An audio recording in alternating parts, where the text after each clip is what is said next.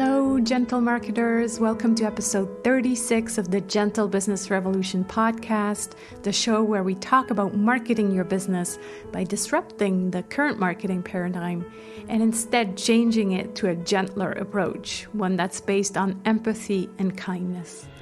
I'm Sarah Sinacroce. I'm the host of this show, and you know that you're in the right place if you are a heart-centered entrepreneur or change maker who is looking for a better way to market your business. Or you are an entrepreneur who is tired and sick of the traditional marketing model and are ready for a paradigm shift. You might also be a marketing impact pioneer. That's someone who is working for a company, an organization who does business for good. So today is a regular episode, and it falls under the P of personal power of the Gentle Marketing Mandala. If you don't know what I'm talking about, you can download your one-page marketing plan that comes with 7 days of email prompts to fill out your 7 Ps at sarahsinacroce.com/1, the number 1, page, /1 page. So it was a previous guest, Stephen Morris, who introduced me to today's guest, Chris Cooper. We immediately connected, immediately hit it off. And so I was a guest on his show. You can find the link to that episode in the show notes. And now we turn the mic and I get to ask the questions. I just thought that Chris would be such a perfect fit for this P of personal power, and you'll figure out why when I tell you a bit more about him. So Chris Cooper, through his brand Chris Cooper Business Elevation, helps leaders to elevate business performance by developing exceptional leadership, teams, and highly engaged workforces. Chris created the Business Elevation Show, the most accessed business show on the world's leading online radio platform, Voice America, in 2011. He is co-author of The Power to Get Things Done, whether you feel like it or not, and has a reputation as an exceptional coach, consultant, and facilitator. With a senior corporate background to board level, including Mars, Chris was also a founding partner of a very successful startup prior to 15 years of developing leaders, teams, and businesses. He is also a fellow of the Professional Speaking Association in the UK. So as I said, today's episode is about personal power, and Chris and I talk about the power of getting things done, whether you feel like it or not. I hope you'll enjoy this conversation as much as I enjoyed recording it. Hi, Chris. So good to talk to you. Hi, Sarah. We've just been conversing for about 15 minutes before hitting the record button because we're recording this on March 30th, during the Corona crisis. We kind of just shared how it's been being in confinement. You are now a week in, right? That's correct, yeah. Yeah.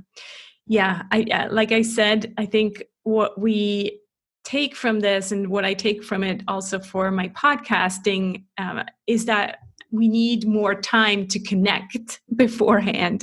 And I think it's one of those beautiful outcomes, hopefully, of the crisis is that what I've been talking about for a long time is bringing the human connection back to marketing, back to business in general. And so I feel, that can be a very beautiful outcome of this crisis. I think you're right. I think it's a wonderful opportunity, isn't there, right now for us to reach out to people who have probably got more availability than, in many cases, than they had before. So it's an opportunity to connect and deepen relationships and have deeper conversations. Yeah. But we want to talk about something else than Corona during this episode. And it has to do with the power of getting things done. So what I refer to as the power of doing, because clearly as entrepreneurs, we need both the being and the doing. And I brought you on, Chris, because you wrote about a book that helps us with the doing part.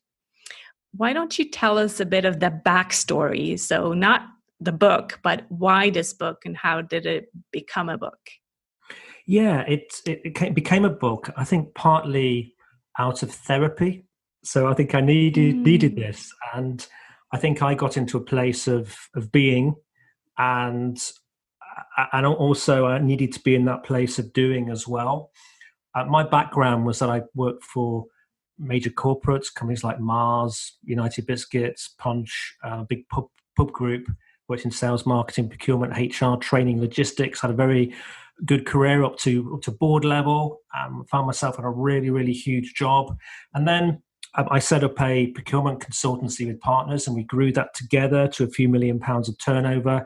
And I decided to sell my share because I wasn't seeing my family. I was traveling and away a lot. And, to all intents and purposes, been some ups and downs, but I had a very good career and a successful one. And then I decided that I looked back on my life and I decided that I wanted to spend my time helping people. I remember having a conversation in my first graduate job when a sales director walked to my desk and he said to me, Chris, he said, you're just starting your career out. And this week I'm retiring and finishing mine.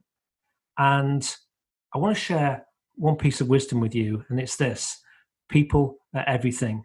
And that kind of has sat with me for many years. And my work today is about helping leaders to elevate their performance, their teams, and build really highly engaged workplaces.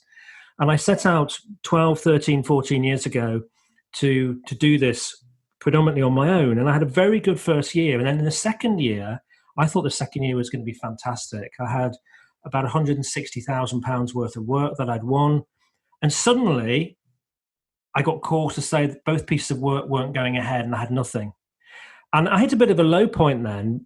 And what I realized was when I look back on my career and I look back on the procurement consultancy that I set up with 3 partners, that there were mechanisms in place that had kept me delivering and doing things and getting things done that in my own business I didn't have in place because I was kind of being with it. I was acting quite serendipitously, and but I just wasn't getting the right things done. And it dawned on me at that point that when you run your own business, certainly on your own, there are a number of things you must get done to be successful, and I wasn't focusing in on them. And I had this low point, and I never forget, we actually, it wasn't a religious experience for me, but I happened to be in a church, and it was not too long after we got married, and we as part of getting married, we had to visit this church so many times, and we continued a few times because we loved some of the people that we'd met there. And I just remember sitting there being so frustrated.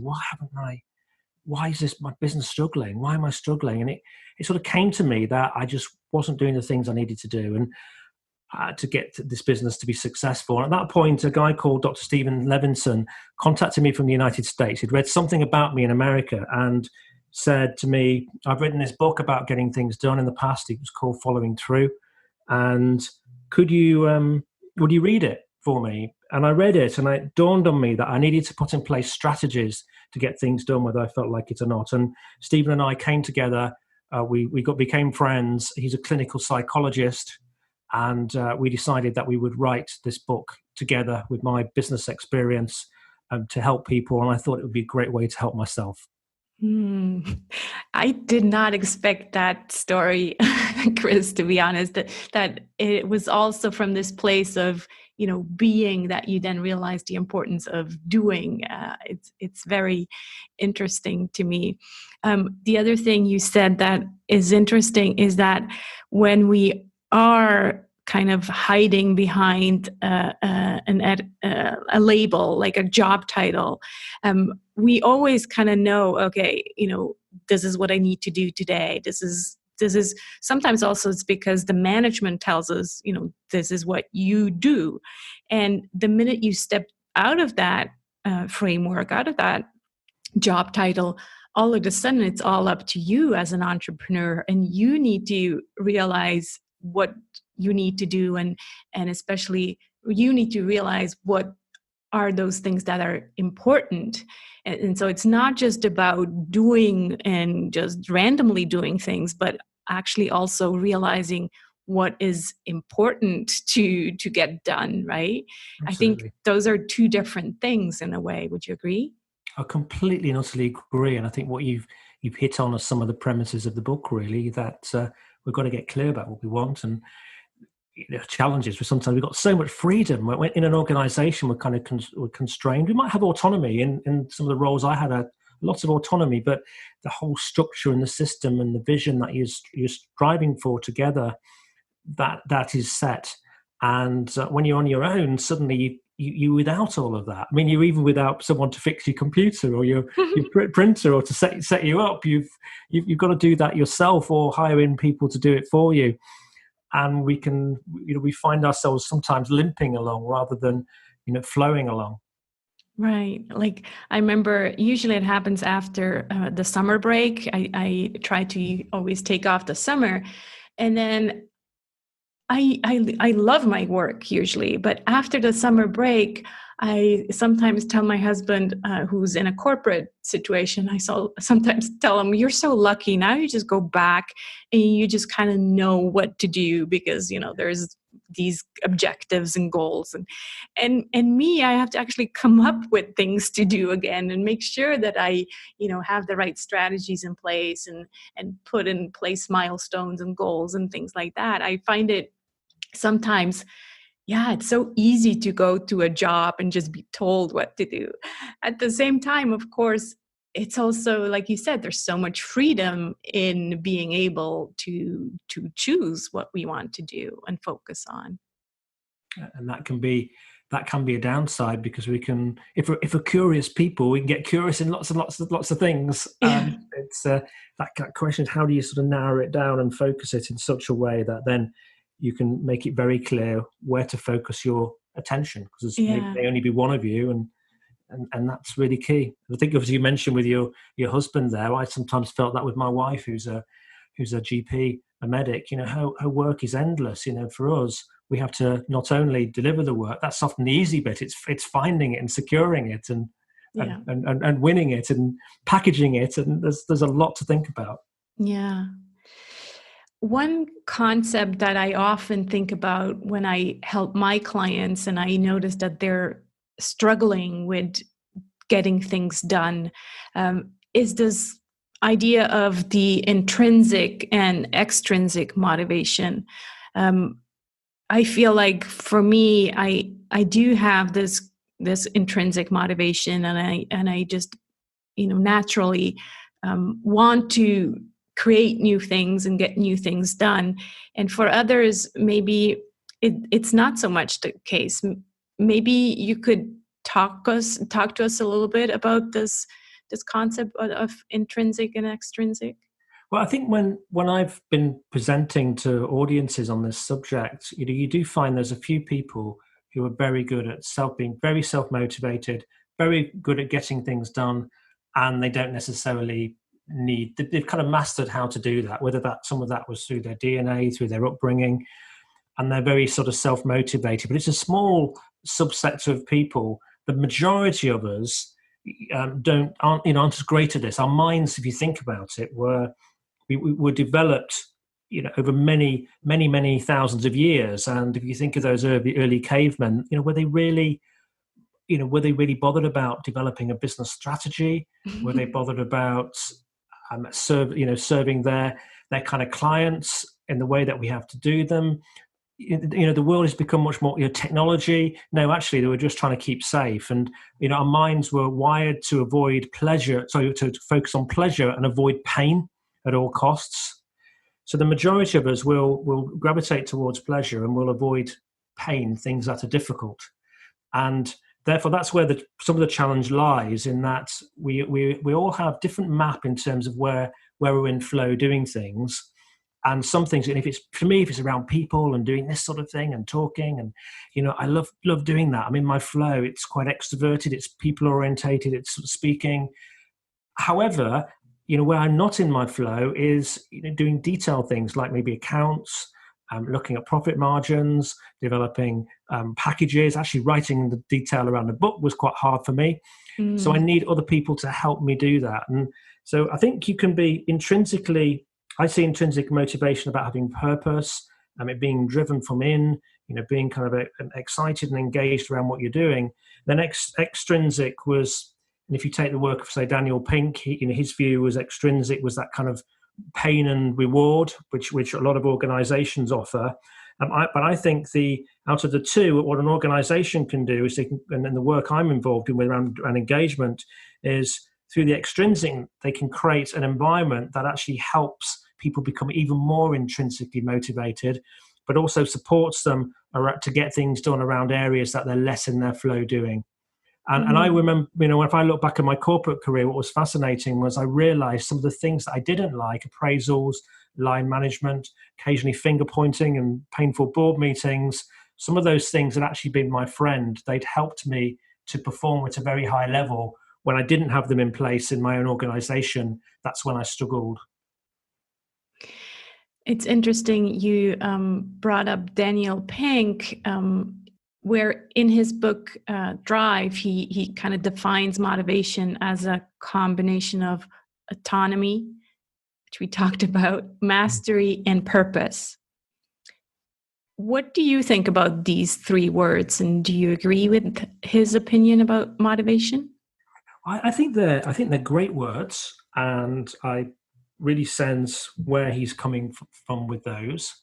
Autonomy, interesting with autonomy. I think I certainly like a lot of autonomy, though sometimes that freedom can be a bit too wide. So we might want to help people with the feel that and scope that they may wish to focus on. We've got to help ourselves do that. But autonomy is a nice thing. I've also realized through when I ran teams and had lots of people that some of those people just loved and thrived on that autonomy, and some of them actually needed me more.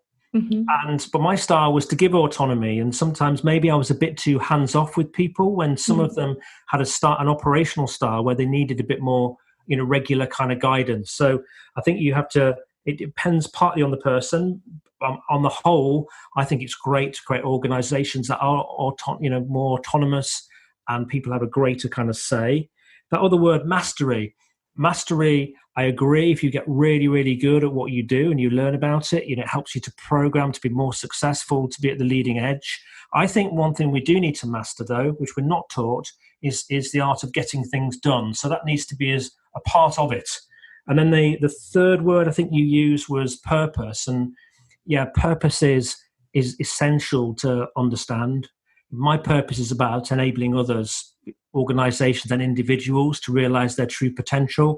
And what that drives on with me is it's driving on my business, but it also means in every conversation, I know my purpose is to help people to realize more of their potential. Every coaching conversation, facilitative intervention, every speech, every time I liaise, I'm always focusing in on that. So that drives me. So I think those words are absolutely brilliant, and I think they can really, really work. Yeah, I use purpose or passion also a lot in the gentle marketing framework, because a lot of times entrepreneurs, they tell me that they hate marketing, right? And the reason they hate marketing is because they don't really tie it into their purpose. They just see it as this thing they have to do without reminding themselves of why they're actually doing it. So if you do remember why you're doing the things that you have to do, and let's face it, we have to market ourselves in order to get more business and clients. But if we forget why we're doing, that's often the reason why we don't like it. And so I do agree with Pink that purpose is an essential part of our motivation. And the same with, I agree with you about autonomy. There's different, I would say there's different levels of autonomy that fit people at different times. So if I think, for example, of my youngest right now, he's 13 and he has to, homeschool because we're in this Corona crisis. And yes, he's kind of, the first week at least, he was struggling with so much autonomy. All of a sudden, they're just emailing him all the things that he needs to get done. And all the emails come in on the first day, and he's like completely overwhelmed. And so it takes kind of practice to deal with all the autonomy. And I think that's the same thing with people, especially if you come out of a corporate job and all of a sudden you have all this autonomy as an entrepreneur. it can be actually intimidating. So I agree with you that it really depends. And I think, yeah, some people are just at different stages of how they deal with autonomy. Let's talk about some of the psychological reasons why we don't follow through, and how we can then reframe them, because that's what you're talking about in the book, right? Well, I think the psychology I mentioned there about people being more attracted by pleasure than things that are painful. So some people, marketing might be painful for them Mm-hmm. because they're not in their flow doing it. So obviously, what they need is other people to help them. We talked about the aspect of too much freedom. I think there is psychologically, some of us are more disciplined than others. I have to really work hard on that discipline to do things in a very sort of structured way.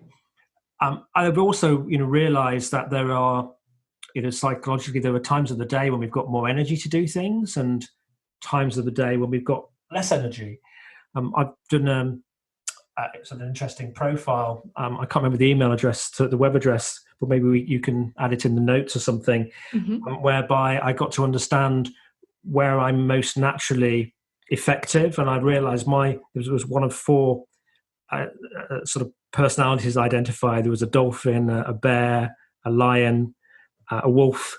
And I realized that I'm a bear. So with the bear, I often thought that, because a lot of the people I interview on my radio show, they're kind of real experts in the field, and some of them are up at 5 a.m. and they're working hard, they're reading, they're exercising at that time. They said you should get up early. But actually, as my profile, I'm more of this bear character who works best during daylight hours. So for me, it's good to get up at 7. I'm very planning probably 9 till 10. I have a really productive 10 till 12, where I should be doing more complex work. And then actually between 12 and 3, I'm pretty useless. 12 and 2:30.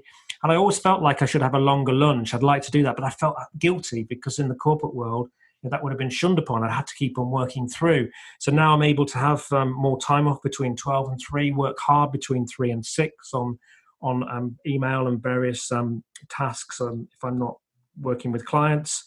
And then sometimes I can brainstorm really well between 8 and 10 at night if I'm not doing family things. But understanding that cycle is really, really, really helpful, and it's helping me with my discipline of when to do things. I think another issue we get, and we mentioned that about pain, sometimes we fear doing things. They say fear is false evidence appearing real.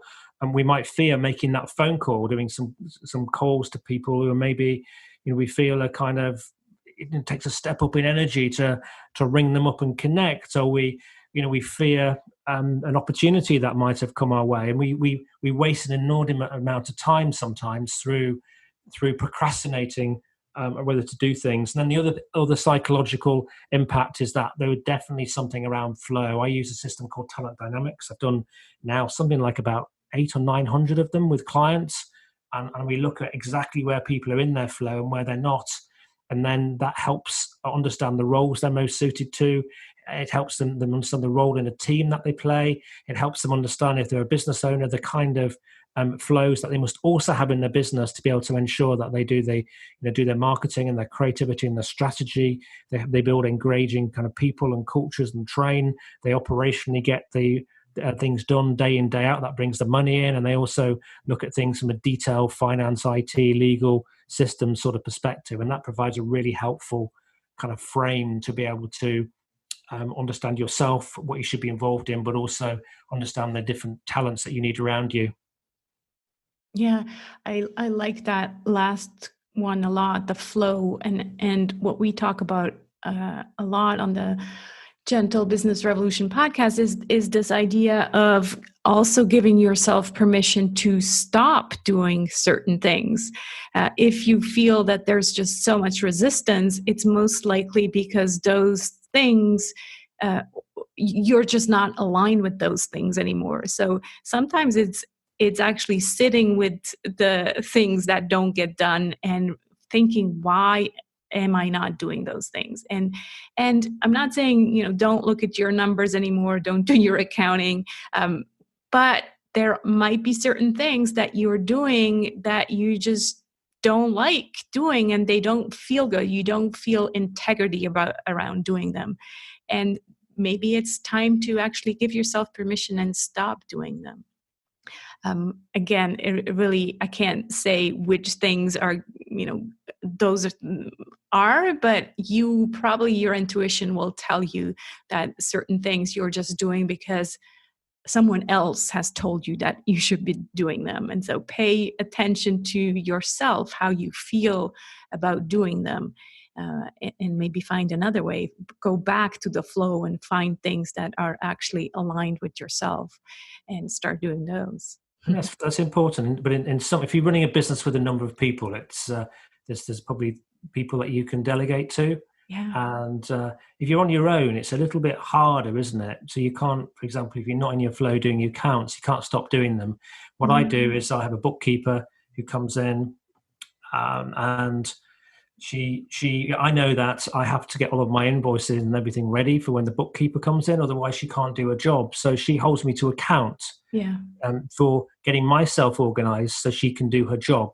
So that's and then she does the enters everything onto, we use QuickBooks. She enters everything onto that sort of system and handles all that and files my VAT return. But actually having her come in, she's doing some of the work that I don't like doing, but also it's holding me to account for doing the things I don't like to do particularly, but I need to do.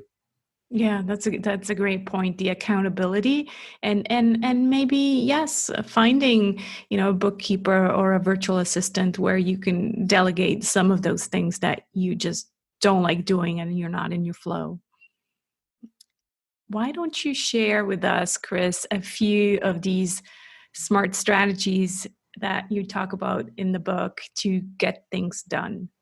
Okay, well, I think the first thing is we touched on it, is you need to get very clear about what's important. We can do and list too many things, and then we fail because we don't get them done, or we feel inadequate. We're not giving the right things attention. So I would say get very clear about what's important first, and then once you're very clear, you understand your purpose of your business, your work, you understand what are the key fundamental things you must get done, a bit like you with your sort of planning. You then take those intentions very, very seriously, and you need to keep reminding yourself of those intentions too. So, review them regularly. Maybe you put them on your computer so they sort of pop up, but you have a regular review of what you do. Ideally, it's all on one sheet so you can keep looking at it, and then sort of program yourself for that. And it's a little, like, I interviewed a vice president of Ritz-Carlton, the hotel chain, and they remind themselves every morning of their company values. They have huddles at about 9:10 around the world, everywhere, little huddles from cleaner to boardroom. And they say we don't need to tell anybody. No one needs telling, but we all need reminding. And I think that's important, just to remind you of those things. And then some of the kind of strategies you've got to do with some intentions, particularly if they're not necessarily in your flow. You've got to really ramp up the power, and you've got to create situations that mean that you will act, situations that mean that you will walk. This is an old Zen saying, walk rather than wobble. So you have to, if you've got a seesaw, you've got an activity on one side of it, you need to put enough weight on the other side to kind of lift it, and therefore let situations do the heavy lifting. So a few kind of examples. I'll give you some examples. One of my good connections, Meta Block. She's a twice world champion rower from Denmark. And what Meta did is she decided she wanted to add more humor into her speaking. She's a prolific speaker. What would you do, Sarah, if you wanted to add more humor into your speeches? I would probably hire a coach. So you might hire a coach. You might go on a comedy, sort of learn how to do stand-up comedy, perhaps. Mm-hmm. Well, Meta created an amazing situation. What she did, because she's well-known in Denmark, she does lots of the commentary around Olympics and things around rowing, because she's the only, actually twice world champion single sculls rower. But she booked a 1,630-seat conference hall in Tivoli Gardens, marketed herself as a one-woman stand-up comedy show, sold out every seat, And that had about 6 months to learn how to do stand-up comedy. Oh my God. I mean, it's an extreme example. She's a bit of a hero, but what she did, you can book things. So you can, book a conference room or book a training room for you to do something. You can commit to something that puts you under pressure. So, for example, I decided last year to do a quadrathlon for charity. My wife described it as a midlife crisis. 20 years ago, I did a couple of marathons, but I decided that I wanted to do something that would stretch myself. I'd hit 50. And I just felt I wanted to get fitter and I wanted to raise some money for charity. I entered a quadrathlon and booked on, and I got a friend that I booked on as well to do it with me because you have to do it in pairs. So we had to swim a mile over freezing cold loch at dawn, then run 15 miles over 7 mountains, all over 1,000 meters, then do a 7-mile kayak and a 36-mile hilly bike ride. For that situation meant I had to act, and I started to speak to people. So and get them to hold me to account. Somebody who had won the event, so he come third in the event a few years ago, and he gave me a piece of advice. He said, "Chris, that's one bit of advice. What's the one lesson you've learned from doing this event that would help me?" He said, "Chris, if you train every day, this will be the best day of your life. If you don't, it'll be the worst." And so that, and I got various other people to help me with the different events that I knew, and I couldn't swim, barred half a length of front crawl, and I was going to have to swim a mile. But by creating this situation, by booking onto the quadrathlon, what it meant is my fitness improved, and which was the main goal. The main goal was my fitness. My father was also dying at the time, so I wanted something to focus my mind off my father, to get, in terms of keeping my mind positive, so I could help the family the most. And so the fitness was kind of the goal, but the quadrathlon was the vehicle to get myself from in October being a bit fit to being super fit in the July, and that whole event held me to account. Other strategies, an accountant in our book who decided he wanted to make more cold calls wasn't doing it, so he created a situation where he gave his assistant 5 $10 bills, and at the end of the day he wanted to make 5 cold calls a day. And what she did is she would sit with him, they would look at what he'd done, and for any cold call he'd not made out of those 5, she would put a $10 bill through the shredder. Oh God. So that would and that worked for him. So these may not work for you, but the key is to find situations that help you to achieve what you want to achieve. Yeah, I like them. They again have to do with accountability somewhat, right? And maybe even kind of this public accountability, like, okay, I'm putting it out into the world. Like when I said I was going to write a book, I announced it on the podcast, and I'm now hosting for every season. I kind of tell the audience where I'm at. So these kind of public announcements, they really hold you accountable, because you don't want to be the person who's not doing the things that you said you were going to do. So they're a bit scary, but yeah, I think they definitely work if you need some of more of that extrinsic motivation, and it doesn't have to go with pain. It can definitely just go with kind of celebration in a way as well.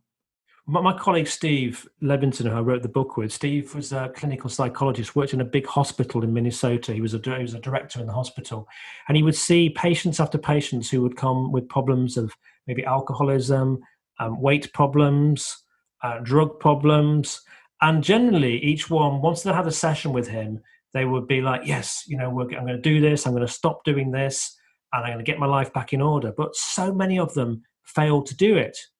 And my wife had somebody, she was a patient many years ago who had an issue with weight, and she said, "Look, the problem is, it must be my genetics, because I watch my diet. I'm really, really careful." And then a little bit later, my wife was in a store and saw this lady walk out with boxes of cream Claire's, a big chocolate cake, and suddenly their eyes met, and this woman was very embarrassed. But for some reason, we may say we're going to do something, we don't go on and do it. And that's why Stephen wanted to write this book and write these books, because he wanted to understand what can we do in these situations to ensure that we do act. And what we found from all the interviews I've done, for example, I found people have got lots of different strategies to enable them to overcome inertia and to enable them to act. So, Jack Canfield, who was you may know, Chicken Soup for the Soul, 500 million copies books. What he does at the end of each week, he will ask his staff, on a level of 1 to 10, how would you assess the quality of our relationship this week? And they'll give him an honest opinion. Well, Jack, I think it's probably a 7. Well, why is it a 7? Because of this, this, and this. And that holds him to account to improve the next week.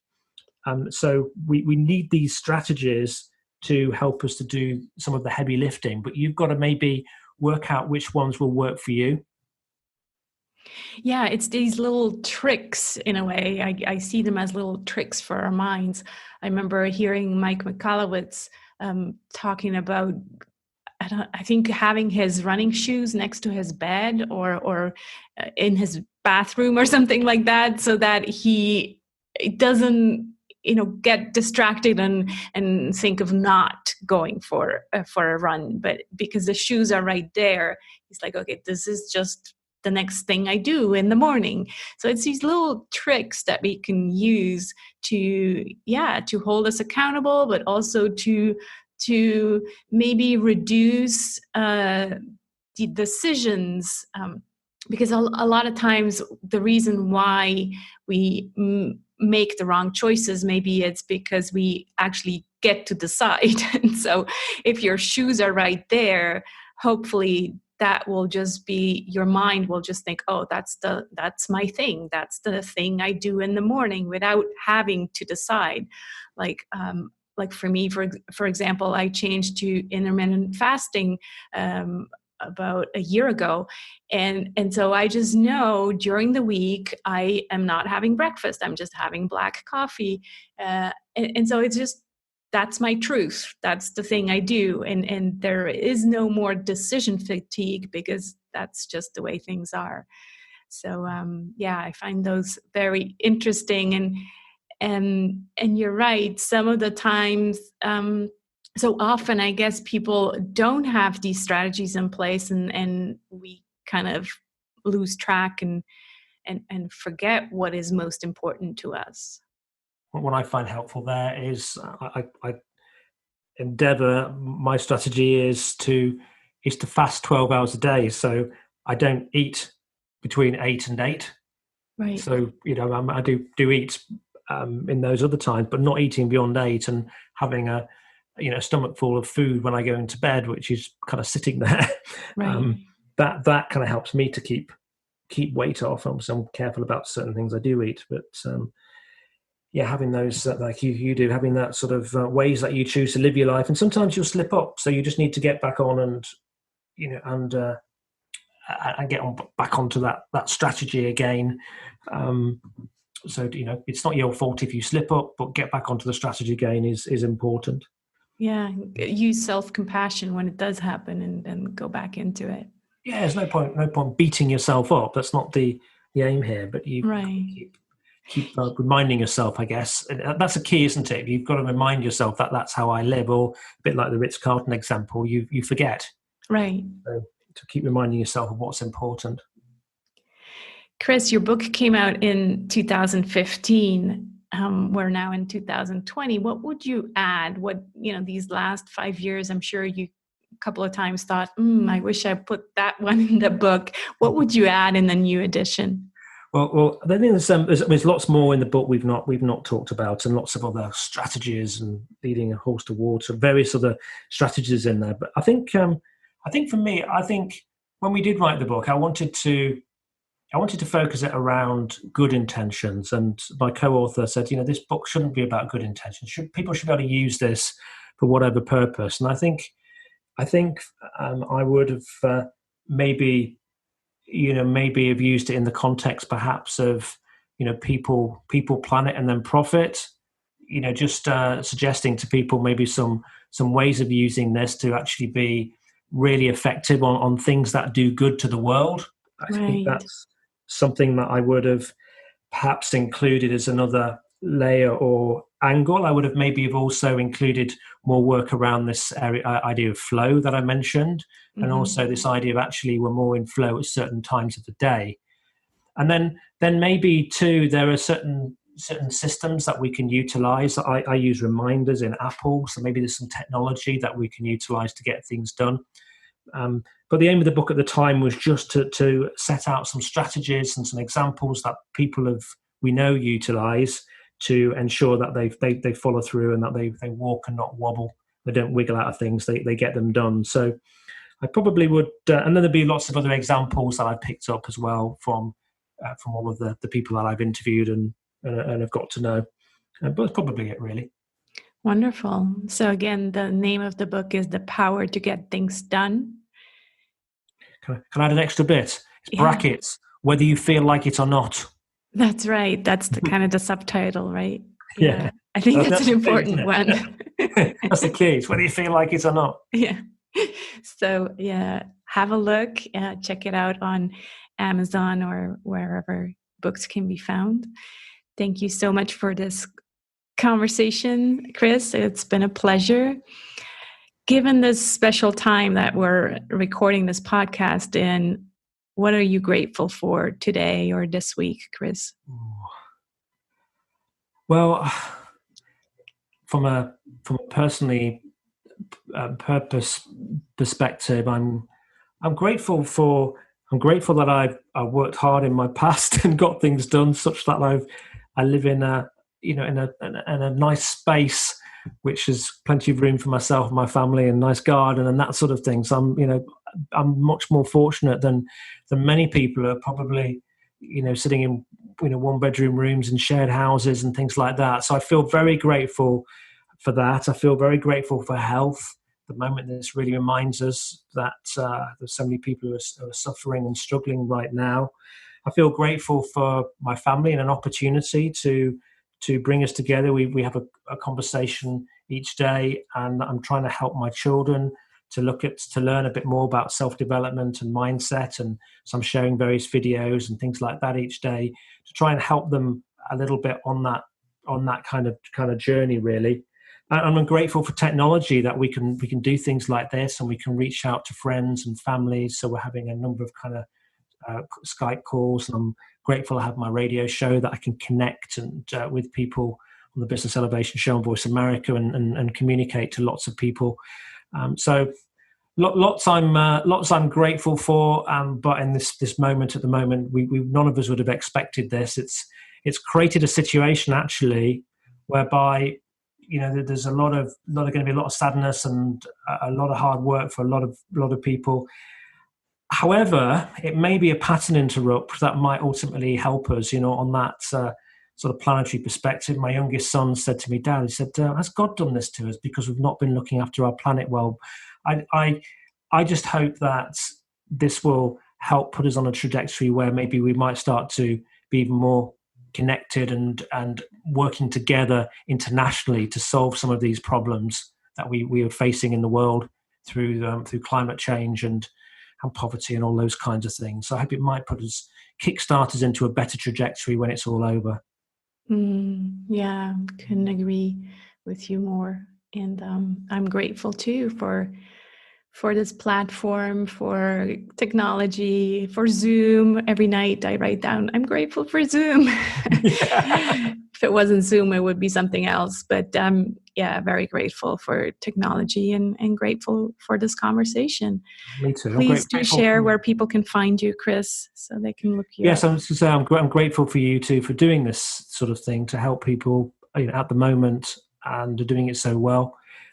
It's this kind of information is helpful. We've got a real learning opportunity at the moment, and this is a really good time to be listening to things like this and learning and developing. You can contact me at chris@chriscooper.co.uk. You can go to my website chriscooper.co.uk, and you can link into me through LinkedIn, Facebook, and Twitter, and those sorts of things as well. And be very happy to hear from anybody who wants to have a conversation. Wonderful. And we'll post all these links in the show notes as well. Thanks again, Chris. This has been delightful. Thanks very much, Sarah. It's been great fun. Thank you. I hope you enjoyed this conversation and will apply some of these tactics to get more things done. Don't forget, Entrepreneurship is a constant dance between being and doing, so you really need both.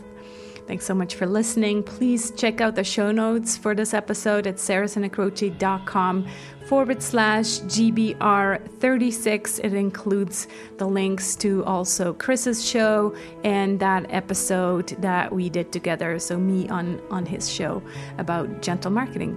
If you have any questions regarding this, the Gentle Business Circle would be a great opportunity to ask these or any other questions. The Circle is a community of supporters of this podcast with a monthly live Q&A call and a safe zone to hang out with like-minded, conscious entrepreneurs, other gentle marketers. Check out the details at sarahsanacroce.com/circle. I hope you'll join me on this journey to a kinder marketing paradigm. Please invite your friends to join us by sharing this podcast or the Gentle Business Manifesto with them. Both can be found at thegentlebusinessrevolution.com. And by the way, if you haven't read the Gentle Business Manifesto yet, I highly recommend you also download that. There's no opt-in. Just head on over to thegentlebusinessrevolution.com and hit on the PDF, and you'll download that directly to your computer. Let's be the change we want to see in the world. Take care and speak soon.